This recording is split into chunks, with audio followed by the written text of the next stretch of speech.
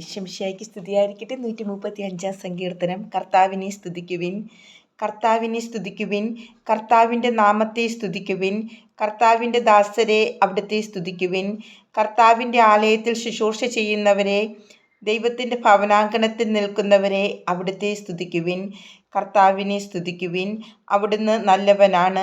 അവിടുത്തെ നാമം പ്രകീർത്തിക്കുവിൻ, അവിടുന്ന് കാരുണ്യവാനാണ്.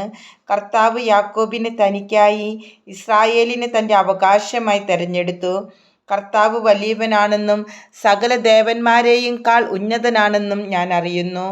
ആകാശത്തിലും ഭൂമിയിലും ആഴിയിലും അഗാധങ്ങളിലും കർത്താവ് തനിക്കിഷ്ടമുള്ളത് പ്രവർത്തിക്കുന്നു. ഭൂമിയുടെ അതിർത്തികളിൽ നിന്ന് മേഘങ്ങളെ ഉയർത്തുന്നത് അവിടുന്നാണ്.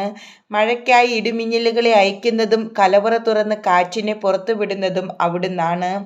അവിടുന്നാണ് ഈജിപ്തിലെ മനുഷ്യരുടെയും മൃഗങ്ങളുടെയും കടിഞ്ഞൂലുകളെ സംഹരിച്ചത്.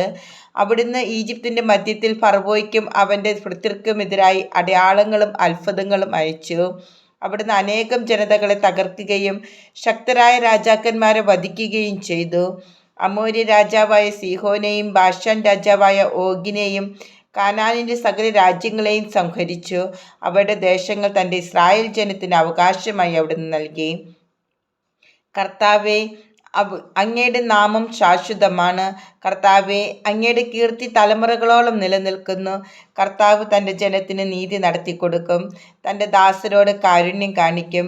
ജനതകളുടെ വിഗ്രഹങ്ങൾ പൊന്നും വെള്ളിയുമാണ്, മനുഷ്യരുടെ കരവേലകൾ മാത്രം.